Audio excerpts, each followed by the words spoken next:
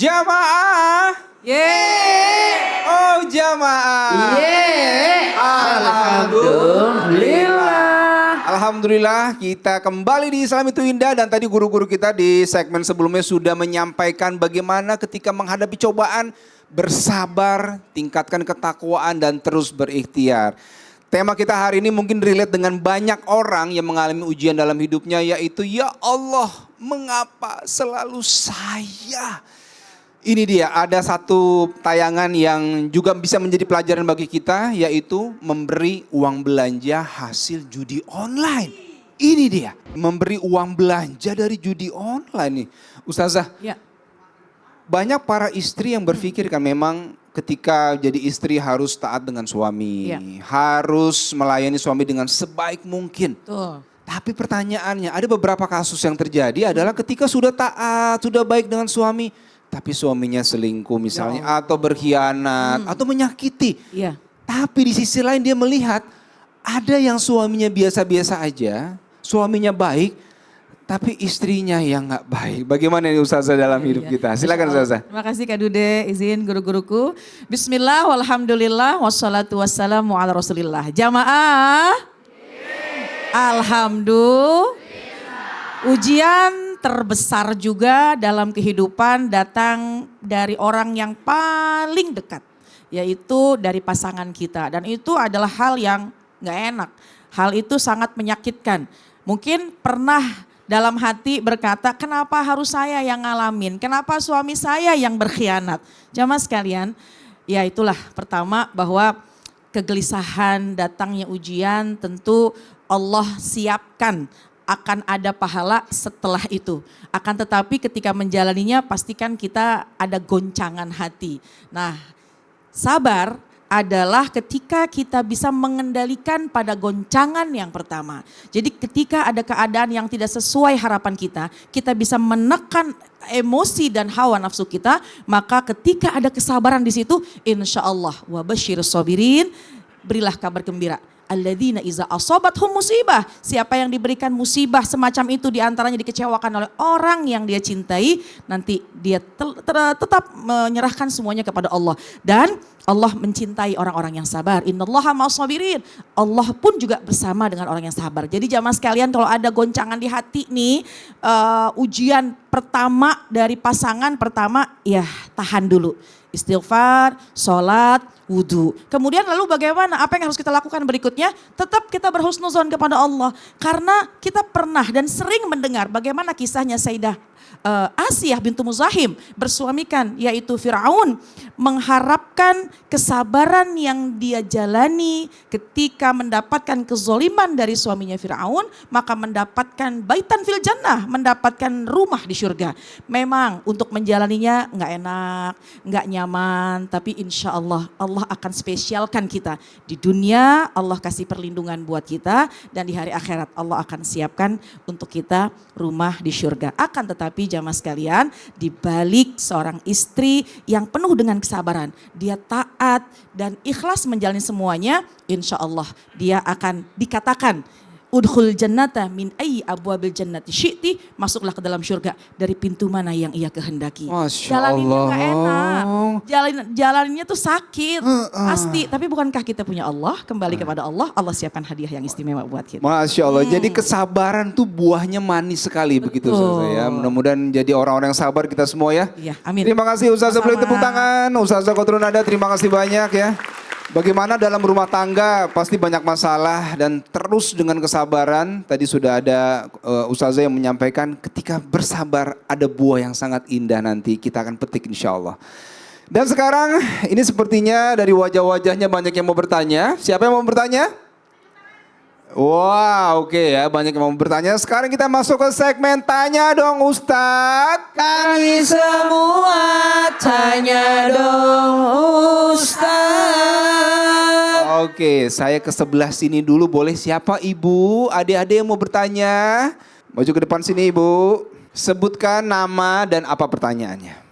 Assalamualaikum warahmatullahi wabarakatuh. Waalaikumsalam warahmatullahi wabarakatuh. Perkenalkan, nama saya Khalifah dari Majelis Taklim Nurul Jannah Lampung Timur. tanya dong Ustadz. Saya mau Syam. bertanya sama Ustadz Syam. Siap Ibu, silahkan. Ustadz. Gini Ustadz, kadang tuh saya selalu merasa berpikir bahwa kok saya selalu difitnah gitu, terus selalu direndahkan. Padahal saya selalu baik sama orang gitu Ustadz, gimana itu? Selalu difitnah Ibu. Oh, sama orang terdekat Ibu?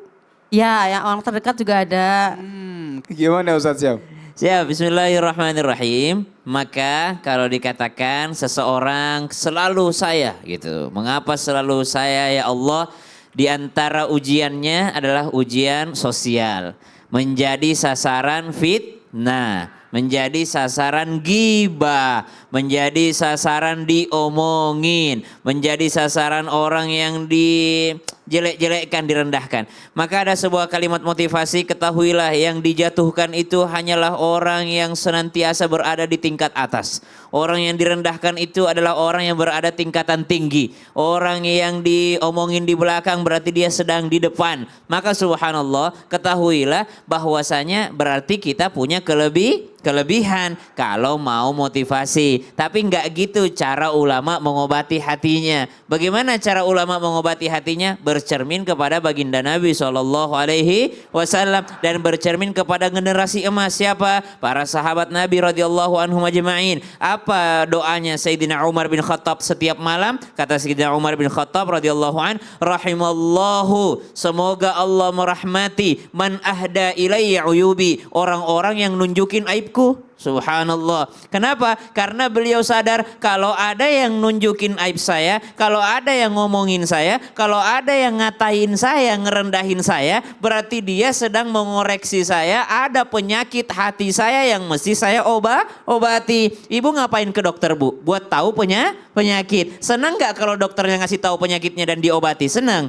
Senang, dibanding penyakit itu akhirnya membunuh, subhanallah. Maka kalau penyakit fisik saja kita senang diobati, bagaimana dengan penyakit hati? Memanglah akhlak kita kurang baik, akhirnya diomongin sama orang. Ya memanglah ternyata gerak-gerak kita ini mencurigakan, akhirnya difitnah sama orang. Kalau gerak-gerik kita, subhanallah, setiap hari menundukkan pandangan, rumah majelis, bagaimana mau difitnah? Subhanallah, sedangkan gerak-geriknya senantiasa merasa dijaga sama Allah Subhanahu wa taala. Maka cara ulama membersihkan diri ketika difitnah sama orang, senantiasa melihat ke dalam. Oh, jangan sampai memang saya ada kesalahan sama orang lain. Bukan selalu melihat, oh padahal saya sudah baik, senantiasa melihat kebaikannya. Padahal ajaran Islam mengajarkan kepada kita, kalau kebaikanmu lupakan, tapi kebaikan orang lain jangan kau lupakan. Dosa orang lain lupakan, tapi dosamu sendiri jangan pernah kau lupakan. Kadang-kadang kita kebalik, dosanya orang kita ingat-ingat, dosa kita lupakan. Kebaikan orang kita lupakan, kebaikan diri kita senantiasa kita ingat-ingat, bahkan kita buat-buat. Masya Allah. Jadi introspeksi terus ya Ustaz ya. Benar. Diomongin orang introspeksi. Jangan-jangan memang saya begitu ya. Berarti alhamdulillah selama masih di dunia, kalau masih direndahkan berarti kita masih berada di tempat yang tepat. Tinggal introspeksi diri, memperbaiki hati. Amin. Masya Allah. Boleh tepuk tangan buat Ustadz Syam. Terima kasih banyak Ustadz. Jadi kalau diomongin orang difitnah, kita introspeksi. Mungkin ada hal-hal yang perlu kita perbaiki dalam hidup kita. Masya Allah. Selanjutnya kita akan mendengarkan, ini ada sebuah cerita yang menarik sekali nih, Ustadz Maulana sudah menyiapkan. Kita masuk ke segmen Ustadz Bercerita. Silakan Ustadz Maulana. Nama sebenarnya adalah Rumaisyah. Tapi lembar sejarah lebih akrab mengenal namanya adalah Ummu Sulaim. Rumaisyah ketika Nabi datang ke Madinah membawa putranya Anas bin Malik untuk melayani Rasulullah sallallahu alaihi wasallam. Saya serahkan anakku. Bukan cuma itu. Sosok Rumaisyah ketika dinikahi oleh Abu Talha, itu ada kisah yang menarik dari beliau. Kenapa harus saya? Kenapa harus saya? Mungkin kalau yang menimpa diri kita akan keluar kata-kata berkata itu, kenapa harus saya? Ummu Sulaim bersama suaminya Abu Talha. Suatu ketika anak kesayangannya sakit. Yang disayangi oleh suaminya luar biasa, Abu Talha menyayangi putranya.